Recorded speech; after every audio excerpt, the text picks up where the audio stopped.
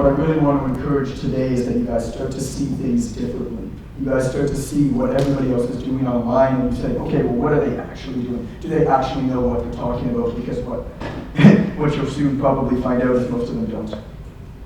Most of the things that people do in terms of internet marketing, in terms of viral marketing, in terms of social media, are simply copying from somebody else because they see somebody else that they think is doing well. But we all know that social media is simply a matter of us comparing our bloopers to other people's highlight reels. Right? Perception is not reality, but perception is what we see.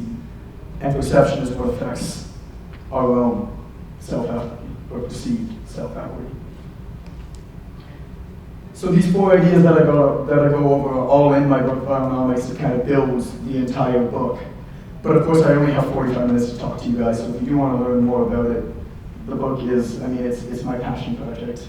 This thing took me like 6 years to put together. I think it went through 9 variations. It beat me down so much, you guys don't even know. But I really do love it, and I really do want to share it with as many people as possible. So that's at the back of the room for you. So what are the 4 big ideas that we're going to cover today? Number 1, curating fusion.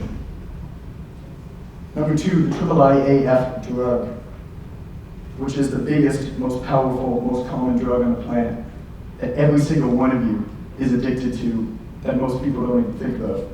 Number 3, filter bubbles. Number 4, the strength of weak ties. You guys ready to get going? Say yes. Yes. So curating fusion. This is a pub that's right around the corner from my wife's parents' house. We were there for a couple weeks while we welcomed everyone. It was full of dandelions. Now, it's a pub full of dandelions, and if I was able to take a wider picture with a better phone, which I don't have, then you'd be able to see it was a pretty big pub full of a lot of dandelions. But what do you see straight down the middle of it right there? Somebody go up there and let me know. It's a pathway. Does anybody know what that pathway is called? Something called a desire path. Now, this concept is fascinating. Because you guys walk outside and you'll see desire paths everywhere.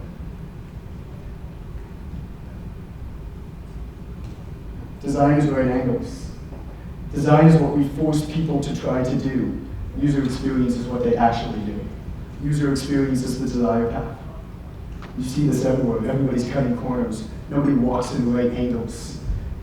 Nobody goes down exactly what they're going to do. So I did some research and I looked at whether anybody was actually designing anything for city development or campus development using desire paths, kind of flipping. Instead of all of these designers saying to people, hey, this is exactly how we want you to walk. Was there anybody out there who was actually watching how people walked and then designing around that? This is the University of Michigan campus. It's nuts, right? But what do you see?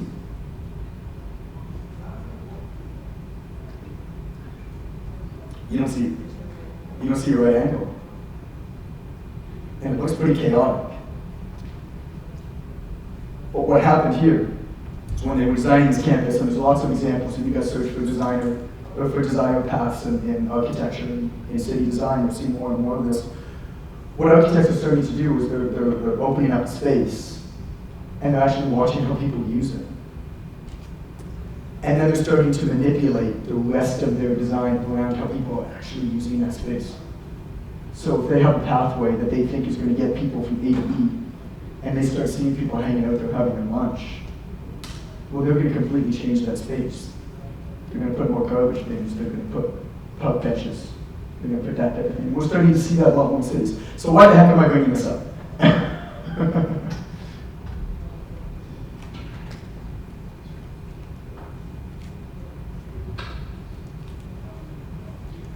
That was a climax.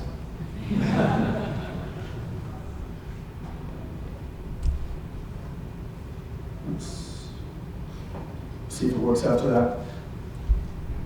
This is your group in your gym. This dude, at night, goes to a barn with his buddies. He plays the drums. His buddy plays the guitar, they jam out. Plays in a rock band, they play some local gigs, he just loves to do it. This dude actually loves woodworking, carpentry. Yeah, he's an accountant, but he loves carpentry. She's a hobbyist stand-up comedian. It's pretty funny, like Amy Schumer-esque or something, right? I made this up. This is a hilarious stock photo. But the reality of it is, every single person that you work with in a gym is an individual. And they all have their own lives away from the gym that they love doing. And you're trying to force your way on them. You're trying to force your marketing on these people. Maybe you know who this is? What's the name? Okay, so that's funny. I didn't actually know what his name was. I knew he was from Goodman because I never wasn't sure. Don Draper, that's his name. I was actually asking. What's the name? There you go, John Hamm. So it's John Hamm who plays Don Draper in Mad Men. Thank you, everybody. Now I know. What a lot of people don't realize is just how easy advertisement marketing is compared to how it used to be. Do you guys know, like, in the Mad Men era, how hard marketing was? Let me walk you through what these people had to do. They had a product. They had to think about who that product might be for. They had to go to a couple central services and buy a mailing list, and like an actual mailing list, like not an email list. They had to buy a mailing list of people who fit that general demographic, women who just had a baby, that they trust that this company has. They then had to design some sort of an advertisement or copy letter that they then sent to a test mailing of that list that they had to purchase, right?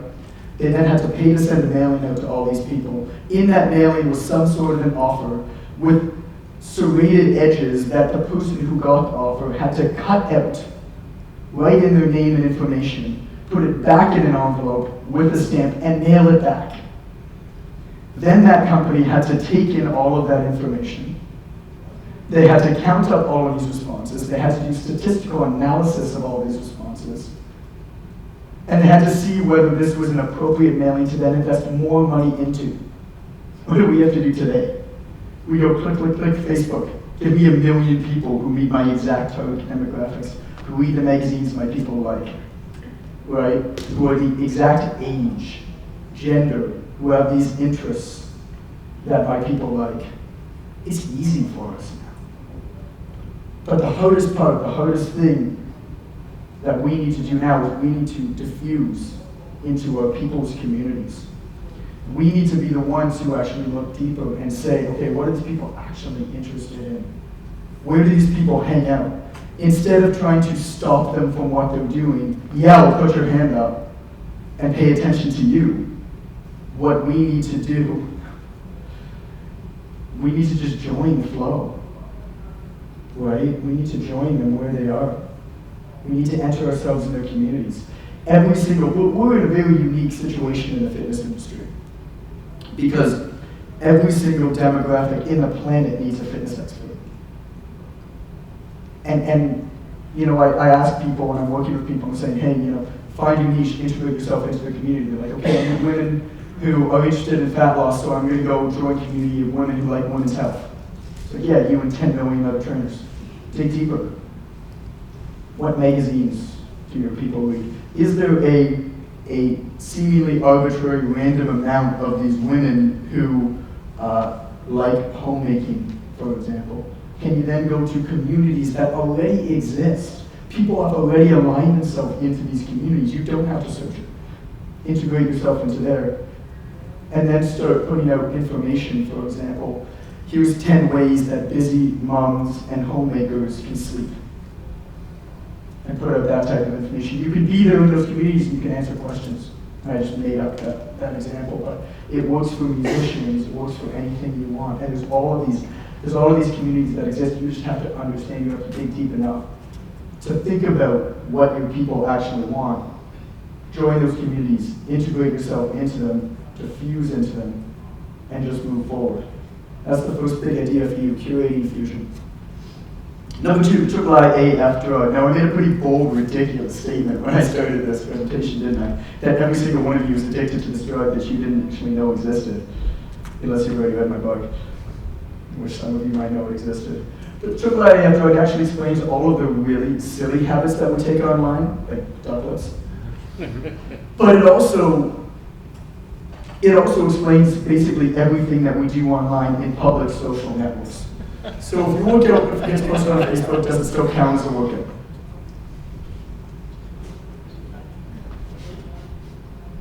It's just an aside. It's my public service notice.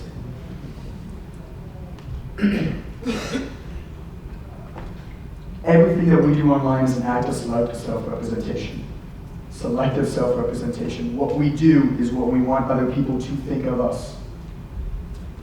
How I feel my self-worth has nothing to do with what you think of me. Nella, if I think that you think that I'm smart, my self-worth is high. Even if you think that I'm an idiot. As long as I think that you think that I'm smart. You guys seeing how this carries over to social media now? Everything is perception. It's really, really cool. So what's the triple IAF drug? Interesting, intelligent, intellectual, attractive, and fun. If you think about what you post on Facebook, now if you're doing it from a pure marketing standpoint, it's kind of the outlier here, but if you think about what you post on Facebook and you start looking at what other people, by the way, Facebook is all that matters. We can argue about why Snapchat is hilariously dead and how I called that like a year ago, but that's a different conversation. But we'll talk about Facebook now just because I figure everybody's probably on it. You can look at your feed and look at what people are posting that aren't doing it from a purely marketing standpoint. And you can say every single one of them is trying to feel like they appear one of these ways. Right? And that's a drug. And that has been shown to be a drug. The earliest studies of this related to computer-mediated communication date back to 1997. We've known since 1997 that selective self-representation related to computer-mediated communication in 1997 leads to a hit of dopamine from the nucleus accumbens, from those receptors in our head that makes us feel good. Does anybody know what happens when you get a little bit of dopamine? What happens next? You want more. You want to hit dopamine. Right? Yeah. It's addictive. It's a chemical. What does heroin do? Overloads your serotonin and dopamine levels. I'm not saying that social media is heroin, but it's a very similar chemical pathway. It's a very similar addictive pathway.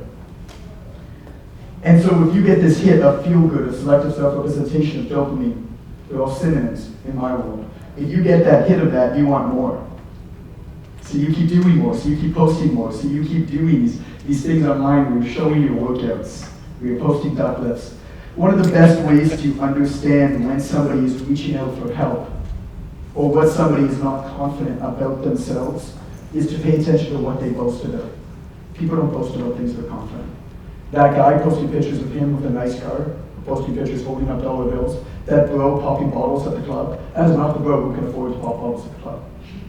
Like, we don't boast about things that we're confident about ourselves with. So how can you support people? You can recognize them.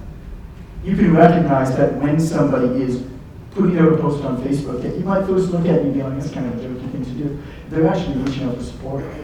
And there's pretty interesting ramifications about this. So perception is not equal, perception is greater than reality in this. Reality actually doesn't really matter in this world. And like, I'm talking about social media, but this is real life too. I mean, how many people, throw up your hand right now, has a friend of theirs that boasts about something when you know it's not quite true? Put up your hand. Right? And so what can you do to support your friend? You can just smile, support them. And then what can you do that they don't really know you're doing? You can give them or help them and assist them in that thing, maybe later on down the road, in that area what they were boasting about, because that's actually what they need help. That's how we make really powerful, impactful impressions upon people's lives. I talked about how powerful perceived social support is. When you see somebody that's kind of boasting online, and you're the one who's actually reaching out, helping them about that thing, you're supporting them with a like or a comment or a share. Again, going back to the research, and I'd be happy to share these studies with you, but perceived social support in response to social media in the form of likes, comments, and shares has been shown to offset compensatory health behaviors or negative health behaviors, smoking, alcohol, and overeating. I'll say that again. Supporting somebody, recognizing somebody when they're reaching out for support on social media, number one, and providing them that support or that perceived support has been shown empirically without a shadow of a doubt to offset compensatory behaviors like nicotine, alcohol, and overeating. throw business aside.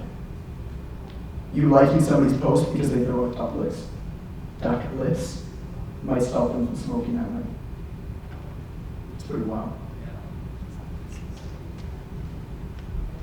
So when it comes to the IIIAF drug, from a societal standpoint, it's a very powerful thing in terms of supporting people. From a business standpoint, though, people buy from those they like, right? How many times have I said people buy trainers, not training? How do you build up rapport with somebody? You support them in ways that others don't support. They think that you're speaking to their inner dialogues. I think that that guy knows me. How do you make an impact in somebody's life? You recognize, you see things that others don't, and you provide support for people that others won't. That's what's impactful. That's when you get a phone call or an email or a Facebook message from somebody that says, hey, I'm finally ready to start training. When can I start? And we've heard that a couple of times in a couple of the talks today. Just the importance. I mean, I'm all about selling. I can talk to you about spin selling until the cows come home. I've read all the books on it. I don't want to ever sell anybody anything. What do I do for my programs now? I literally send you an email that says, it's live, go buy it, it's here. I don't sell you anything. Because I've worked so hard on this for so long, of just trying to recognize, trying to give people what they need when they need it, trying to support people in ways that others don't. Because then you just become the person that they want to work with. I mean, there's a lot of people who can tell somebody to do exercise, and really, how much of a difference is it going to make to 99% of the population, whether they do a back squat, front squat, split squat, goblet squat, bodyweight squat, a couple people, name a few more squats. Like, how much of a difference is that really going to make? I mean, really, what matters is that people do it. And whether people do something comes down to what's called self-efficacy, the belief that someone can achieve. Self-efficacy is largely dependent on whether they think that what they're doing is actually going to work. Which again, if you take that back, is whether they believe in the person that's helping them with it when it comes to a coaching or a training standpoint. So that's big idea number 2, IIIAF drug.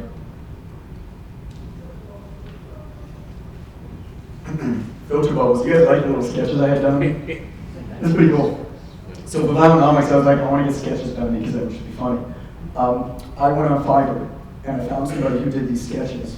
And I pulled like 30 images off Facebook or off Google, or like images of me or whatever that I wanted to sketch. And it was $155 to do the 30 sketches like this.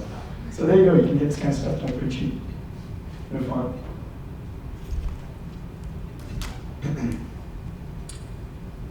Somebody named Ali Pariser. Ali Pariser was the one who coined the term filter bubble in a book aptly named Filter Bubble. And the book did pretty well, but didn't do that great.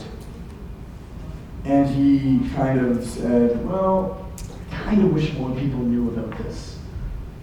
This is a theory on how I think the world operates. It's very important.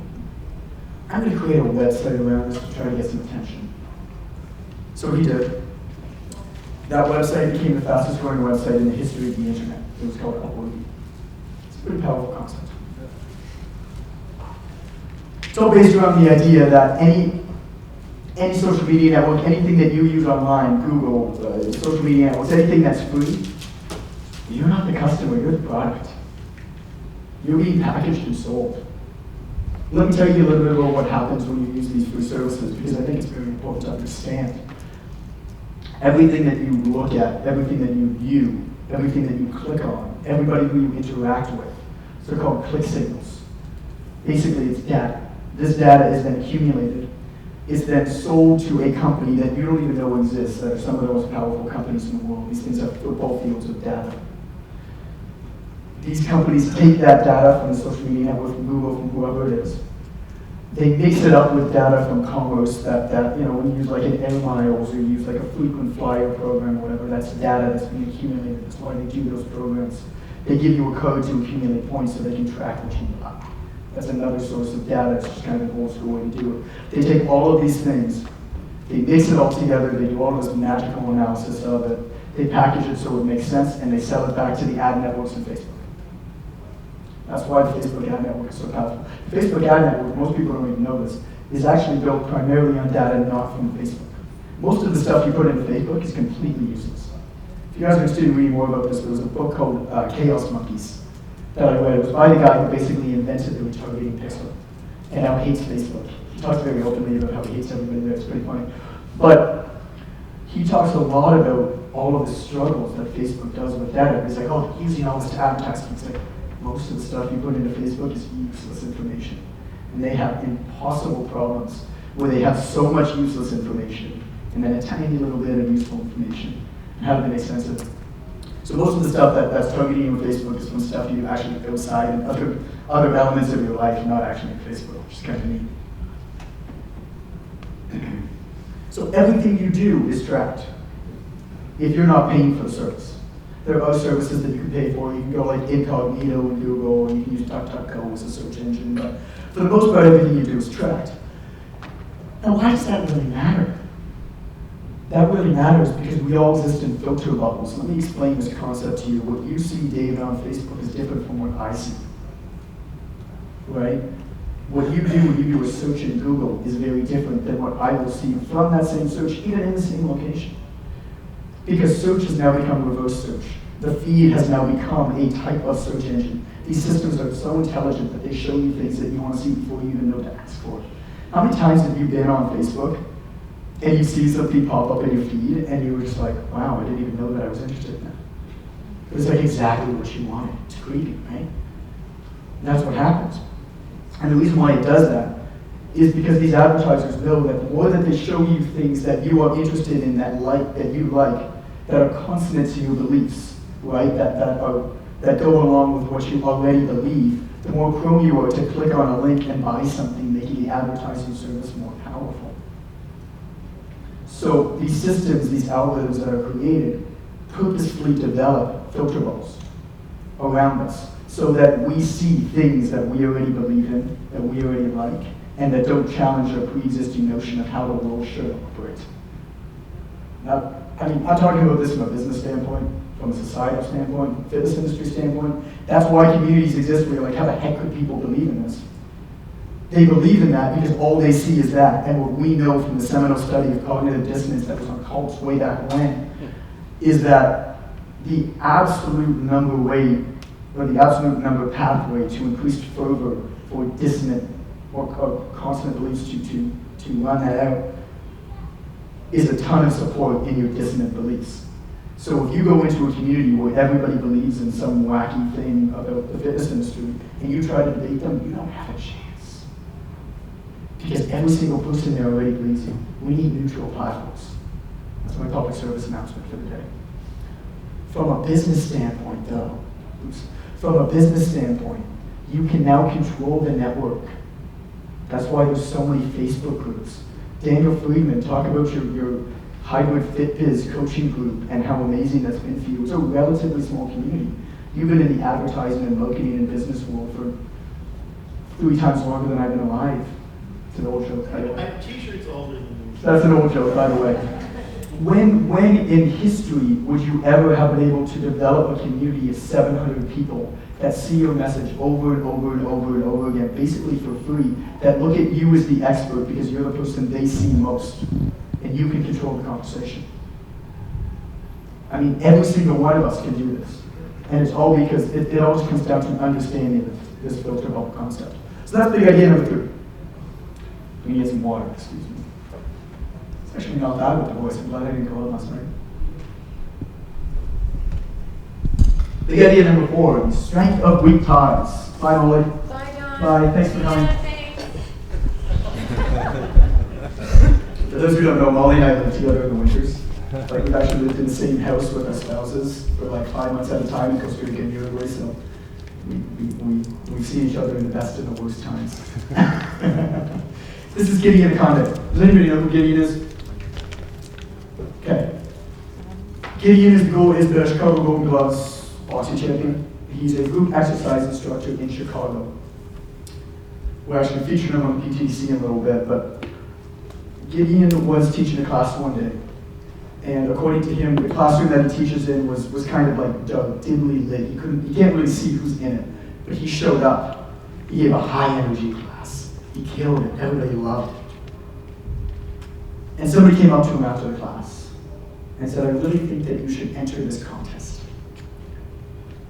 And he said, what? She said, I'm sales representative for Men's Health. It's a division of Goodman. We have a contest for the next top trainer. I think you would kill it. I want you to enter it. Gideon entered that competition. Gideon won that competition. This is Gideon's Men's Health DVD. This all happened within about a year and a half. What's hidden in this story is that Gideon showed up and taught that class with that same energy, not knowing who was in the room for years. He showed up every single day. How many thousands of people did he affect with his classes? Where he was just putting in his all, smiling, laughing, making people work. And then one day, this woman just happened to be visiting a friend in town and popped into his class and saw him and was blown away by him and introduced him to this opportunity that turned into this. That's the strength of weak ties. Facebook is about nothing if it's not about serendipity, coincidence, a happy accident, a shared mission. Quite simply, it's all about increasing one's chances of becoming the lucky victim of a happy accident. There was a study in the 1970s, it was called The Strength of Weak Ties. A lot of people don't know of this study. A lot more people know about the book that was written as a direct result of the study. It was a little book called The Tipping Point by Malcolm Gladwell. It fundamentally changed the way most people do business today. That book was written as a result of this study in the 1970s called The Strength of Weak Ties. What The Strength of Weak Ties showed unequivocally, and there are people who take fault with the methodology, but the idea of it has been repeated over and over and over again. What the study showed is that your success is dependent by far more on how many loose connections you have than any other factor. Like nothing even comes close. The more people who know about what you do and believe that you're good at what you do, the more your chances are to get lucky and become successful. How many times have you guys listened to a podcast with a person who's very successful in whatever business, fitness, whatever they're doing, says to you straight up, I'm lucky, I got lucky. Success is nothing but luck. How can you manufacture that? You could give yourself the largest opportunity to catch a lucky break. You do that by showing up every single day. You do that by engaging with as many people as possible. You do that by going to events like this and shaking as many hands as possible and connecting with people afterwards. That's why we put you guys in a Facebook group for attending this event. Go and become friends with people in that Facebook group. Right? That's why I tell people the absolute best thing you can do to market is to write a fitness status every single day about anything. And to have a messenger conversation with 5 people you haven't spoken to for a while, literally saying hi.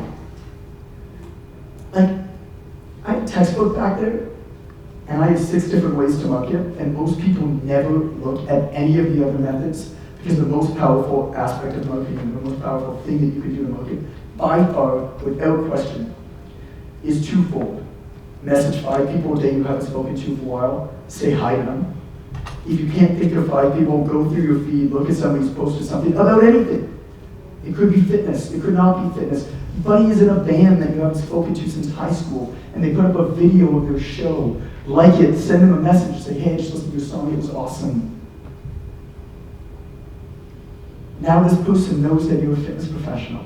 Because what happens with Facebook, well, Facebook has this way of showing you people that it thinks that you're interested in. It dictates that based off of your actions. The actions are most dependent on messenger conversations. You have a messenger conversation with somebody, you're going to see them in your feed the next day. So that happens the other way, right?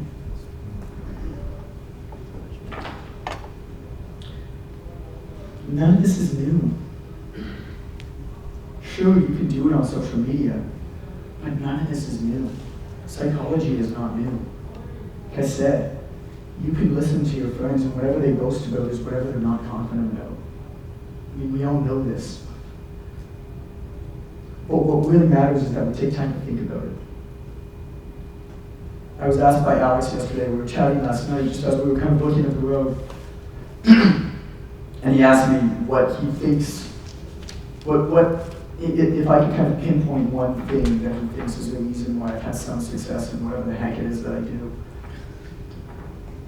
And I said, it's because I've taken time to think.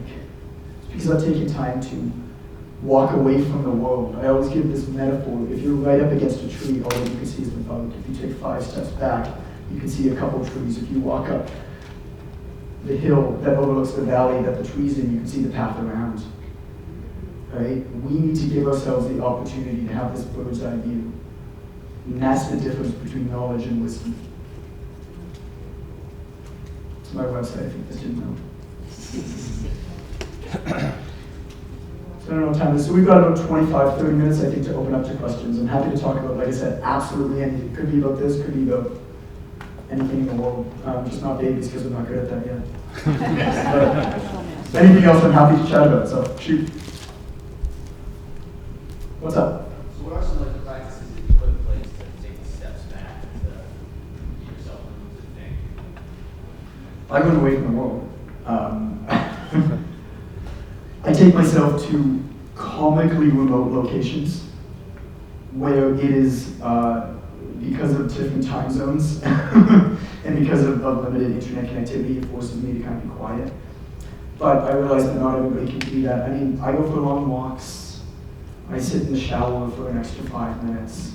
I was telling Justin, our videographer, about this, who I guess I can wave to. I was telling him about a bunch of the rules that I have that dictate my business, but also my work life. And I'm a huge proponent of black and white rules. For example, when I come home at night, I have my phone charger right by the front of my apartment, my condo, and I plug in my phone and it doesn't enter the condo. My computer for work doesn't come home. My office is 58 steps from home, but my computer for work doesn't come home. I have a separate computer because I like to write in the mornings. I have a separate computer that I write on in my home that doesn't connect to the internet. Allison and I, to give you a personal rule, we put this in place when we had a wedding, and we still do it.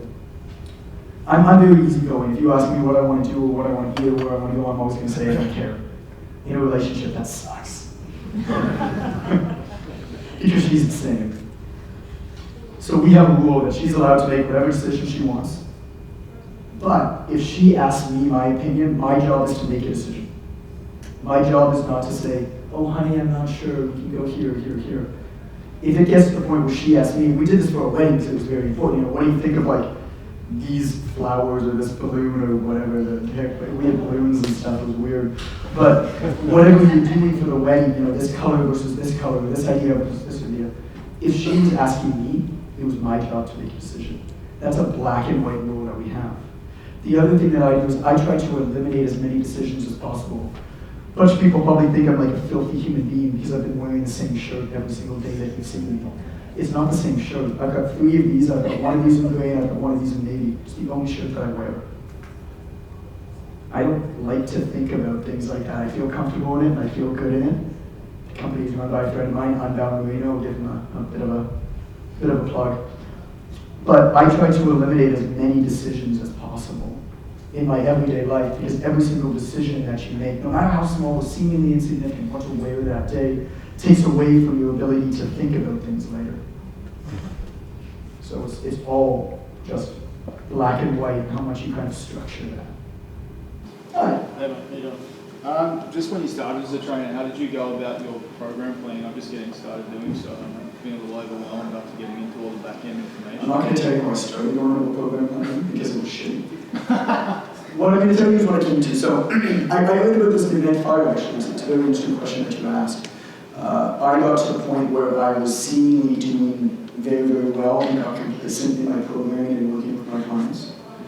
And all of a sudden, we all know when you're complacent, there's no steady state, right? When you're complacent, you start to get down, and my hours started to drop. This is the first time this had ever happened to me. I was at 40 hours a week, I was referring my own load of clients to other trainers, I was managing a group of 10 trainers at that point. All of them, 5 or 6 years my senior at least, right? And then Eddie started, he was about the same age as me. But what happened was my hours started to go down, and I spoke with my manager, who actually is funny, I hired as a trainer like years before, but I spoke to the person who now my manager, Jason, and what we eventually came to in the conversation realized I had gotten complacent. And what I did is I built out a system. I called it the focus system at Ignite the Fire, but it was a system for programming that was very black and white. It was based off of primary, secondary, and tertiary exercises. It was very, very easy. It was a very linear progression.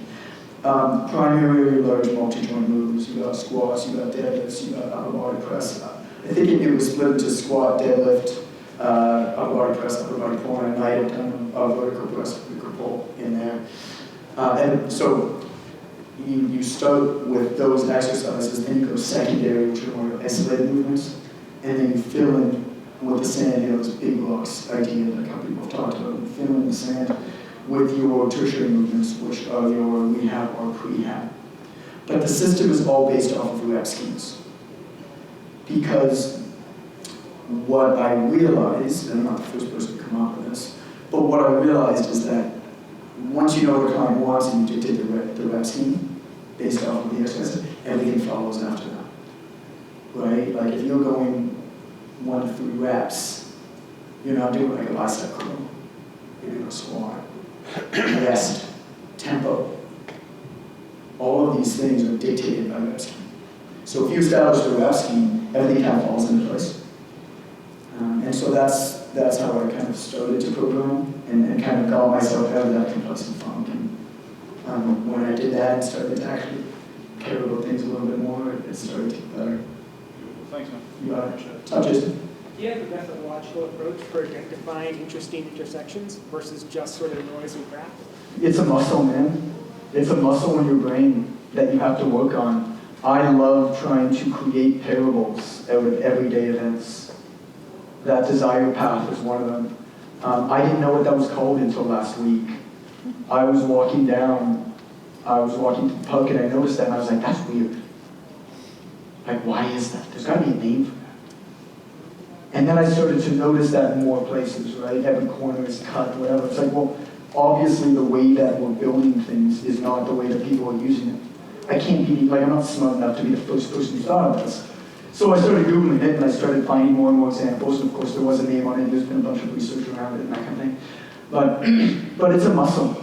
It really is a muscle. I try to watch how people act and watch what businesses do and try to create lessons out of that. I'll give you another example. I speak about this in bioeconomics. Allison and I were walking down the street, for anybody in Toronto, like Mount Pleasant area, we're walking down the street after a workout one day. We were starving. We wanted to eat something. There were 2 girls in front of them in the stores. They were handing us samples. It's a pretty common thing. So we went up and one of them said, tiramisu. Sure, whatever, we were hungry. He handed us tiramisu and he handed us a spoon. We started to walk away, as you do when you get a sample. Well, what's the one thing that when somebody gives you a sample that they want you to do? They don't want you to walk away and not even look at the name of the store because their little white cup didn't have the name on it. It's useless, right? Not even giving away stuff. But all of a sudden we were walking away and we kind of stopped. Why? Because they gave me a metal spoon. You don't keep a metal spoon. So now we stop. And then we're eating the tiramisu. And it wasn't that good. And we asked, there were 2 women there, and we asked one of them, so what is this place? Because if you're stopped and you're standing awkwardly and somebody's giving you something, the law of reciprocity states it. You should probably ask them what the heck that thing is. So we asked them what it is, and they told it was a vegan, gluten-free Italian restaurant that I just opened. That's not a thing. Right? But we were stuck at that point. So now they've told us, now they've given us something. They've given us permission to talk about what it is. We're hungry, they've caught us, we walk in, we paid $34 for lettuce wrapped rice, which they call nochi, which was terrible. And then we walk away and we wave bye to them on the way out. Now we didn't go back because the restaurant was crap. And it was out of business within a few months because it was lettuce wrapped lentils or whatever that they called nochi and whatever. I mean, you know my opinion on this whole thing. And that's another lesson altogether, right? No matter how good your marketing is, your product has to be better. right? Good product can outdo bad marketing. Great marketing cannot outdo bad product. It's just going to make you fail faster. So that's what's happening. But that's another example of looking at that and how many people would have gotten that sample, stopped and ate with a spoon and said, well, they gave me a metal spoon and I had to talk with them. Okay, why the heck did that happen? And so now that's my metal spoon. What is the one thing, the one action that you could take where you could stop somebody and give yourself permission to have a little bit more of a conversation? For anybody who's in Deb's conversation, I really liked what he was talking about, where he told people to reach out instead of saying, hey, I wrote this article, it's great, here it is, go share it. What he instead said is, send a message before and say to that person, hi, I'm thinking of writing an article on this topic because of this reason, I think it's needed because of this. Can I please send it to you when I'm done? You're going to say yes to that, because it's an easy yes. Now this person has permission to follow up. What's the one thing that you can do to get exactly what you want at that point in time? Doubletree by Hilton does this well. What do they give you when they check in? Does anybody know? They give you a warm cookie, right? What's the one thing you want after a long day of travel in airplanes? You want a warm cookie. All right, they know that. So it's a muscle you got to work on. You need to recognize those everyday brilliances, and you need to start to say, okay, how does this relate to me? And it takes a lot of work. Hi. Nothing you wrote. What are the best 5 books that you read last month? Ooh, I actually, that's another fun question. I read a lot less, and I write and I think a lot more these days.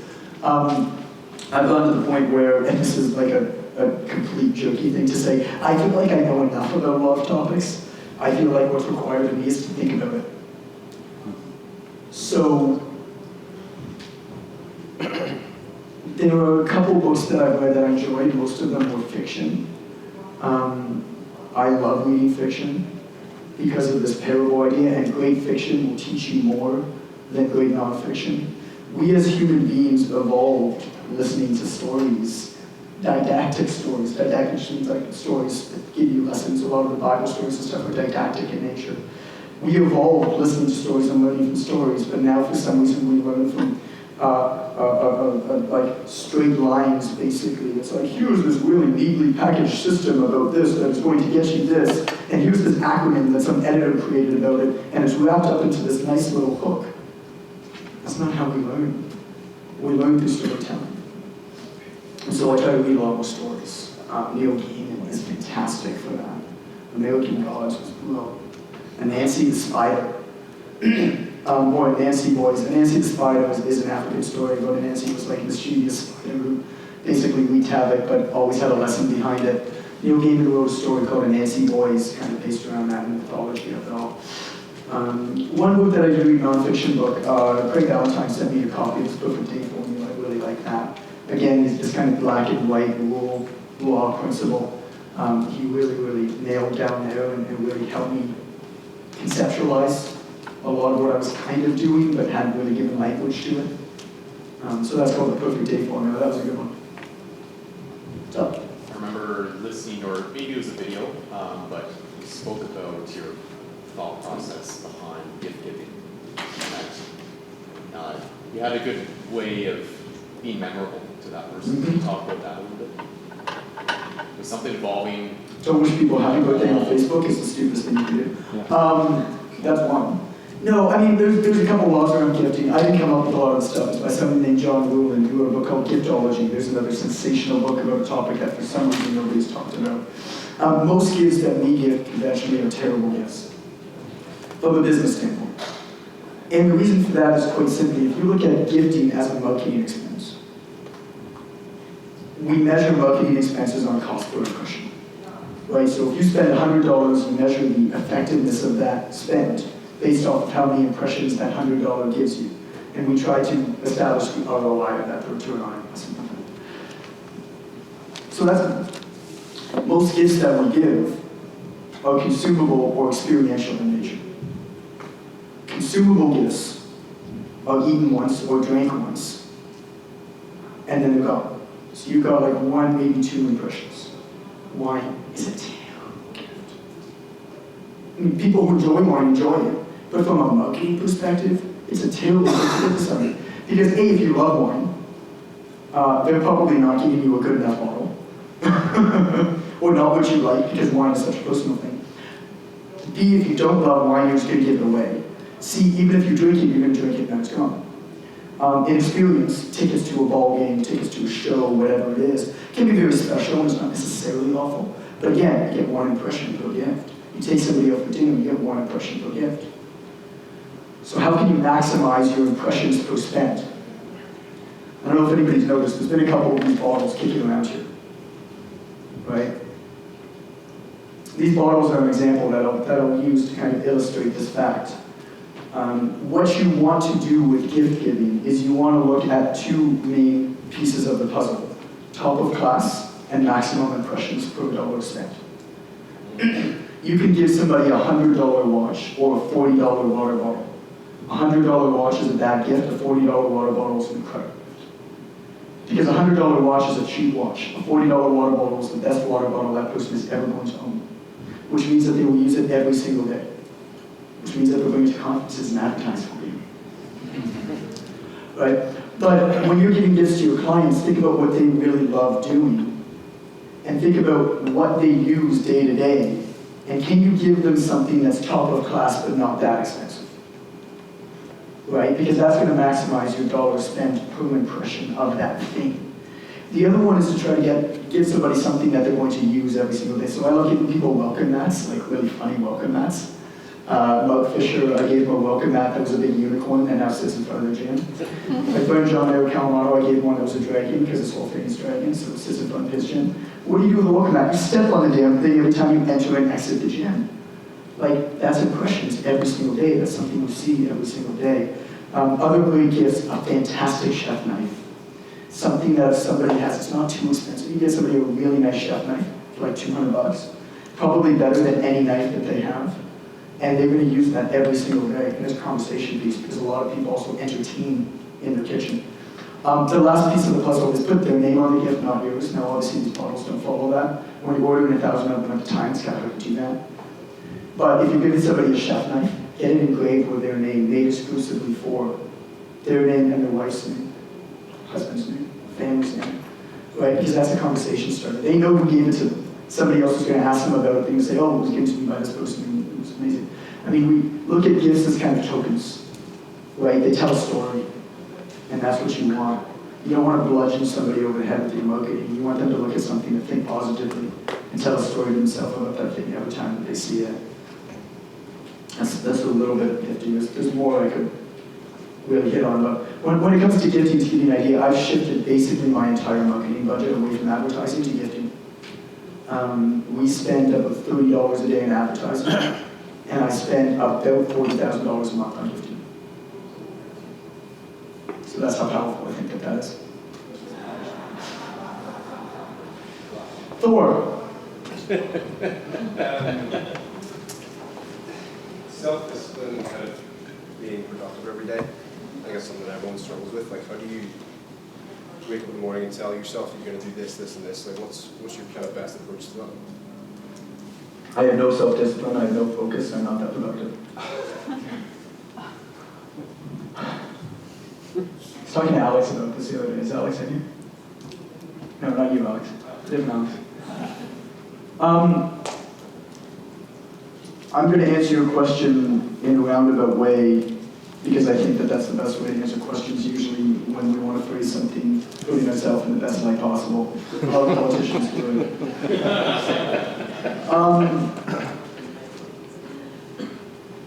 Know thyself. Can you force a method on yourself if it's not natural to you? I don't think so. Somebody who's really focused, well, they're going to do really well with focused stuff.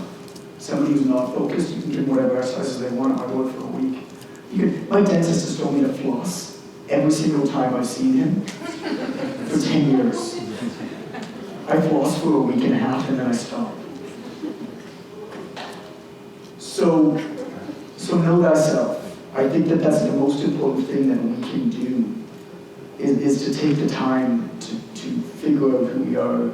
There are a number of assessment tests that you can do. I've done a bunch of them. Strength Finder, DISC, as two examples. You can do the test and you can easily find a contractor to read and analyze the test for you to take a look yourself. My entire team, whenever I'm in a hiring process, we get them all to do it, and I hire an outside contractor to help with that. I know that I'm not focused, I know that I'm not productive, I know that the way that I work is I dive 100% into a project.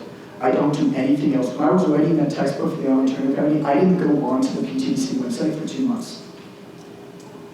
I know that about myself. I can't block off time to say, working on this now, and then I'm going to keep up with this now.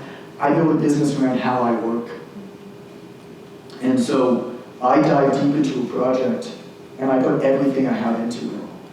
And then I put it out in the world, and then I leave and walk away and let it do its thing, and then I do the next. My entire business model is based around that. My team loves it. Because they kind of call themselves, they're like, yeah, we don't really have a title other than we're the official team who just does whatever the heck John decides he wants to do this week. And that's what I think is most important. I hate productivity talk. I don't use productivity apps. Anybody who tells you about how productive they are is lying. Like, somebody's asked in a podcast where I was like, what are your best productivity tips? How do you run your day? Whatever they answer, they're lying. Like, they might do it some days, that might be a goal, but that's not what they do every day. The most important thing that you can do is to know how you work and to build a model around yourself that synergizes with that and allows you the greatest amount of productivity as possible. I have no idea what's going on over there. I don't know who's coming in when, I don't know when flights were coming in. I probably looked at the schedule and see who's speaking when 10 different times. I had nothing to do with logistics because I suck at it. So I'm doing it. I just like to shake hands and stuff, so that's what I do. Hey, Chris. On that note, what's next for John David? Oh, jeez. I don't know. I'll figure out some stuff. We're going to be producing a whole bunch of print books for the PTC. I think that's the model that we're going for. We're going to turn it into a publishing company. We're going to do a lot less web marketing. We're going to actually create paperback books. And the reason for that is not a financial reason. It's not because I think that it's the best thing to do. It's because it's what I love to do. And one thing I've learned in this weird, wacky 6 years that I never thought that would happen, that's led all of you amazing people to hang out with me this weekend, is that when I do something that I really love to do, it turns out great. When I do something that I don't love to do, it's crappy and makes me miserable and never works out. So we're going to be producing a whole bunch of print books. All I want to do is write, man. All I want to do is write. All I want to do is talk about paper stock and gloss levels. I mean, I don't, it's so weird that that's what my life has turned into, but that's what I love. That's what we're doing. Now, you have a question? We'll take maybe 2 more, and then I think we're going to go and get you guys out of here. So, how flexible should we be? I mean, we're offering a service, right? So, everybody says when you start off, you need to be extremely flexible. So, I started off saying I don't want to work Sundays with my family, my work for my week, and I'm working Sundays. So, because I want to be flexible, I want to be available when my clients are available. How do we say, well, can we say, sorry, I don't work these time slots? When I started personal training, I was 18 years old, a University of Western Ontario student studying kinesiology the 2nd year. I worked as a personal trainer from 2nd to 4th year. I graduated, I was 21 years old. I started full-time at a boutique gym in Toronto in the affluent community. I'm telling you this because it's my background. I come from a family who had money. I didn't graduate with any debt. I always knew that I would be okay. I was able to build up my personal training career with absolutely no dependence. Everybody who I loved was taken care of. By the time that I had dependence, it wasn't as much of an issue. I say this because I don't have an answer for your question, unfortunately. I'm not in a position to answer it. You have a family. It's a totally different beast. There are people who are better served even in this room. And if there's anybody, I think, who has kind of gone through maybe starting a personal training career with a family and gone through what Nella's going through and has been able to organize their schedule and cargo time with their family, I'm going to ask that you please find her in the intermission and just chat with her about it because I can't answer your question properly. We'll go one more at the back. Hi. John, a couple of things. The first is, I'm kind of new to your world, but Welcome. something that I've Hi. noticed We're weird. We do things like this and just gather people in Toronto for no reason. Is that everybody loves you. So if there is like one thing that is just so fabulous about John Goodman that makes everybody so, I don't know, attracted to you? When you give a hug, Ah, it's the the hug. most important thing is to dig your fingers in between the shoulder blades of the reason for that is most people sit too much and they crouch over and they're tight in between their shoulder blades. And you give people a little bit of a massage. I will remember that.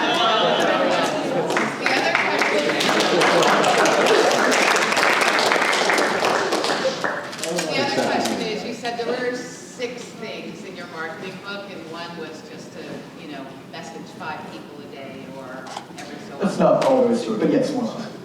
Can you name some of the other things? Get Claude to show you through the textbook. It's right at the back. Oh, okay. Thank you so much, everybody. We'll be hearing back in the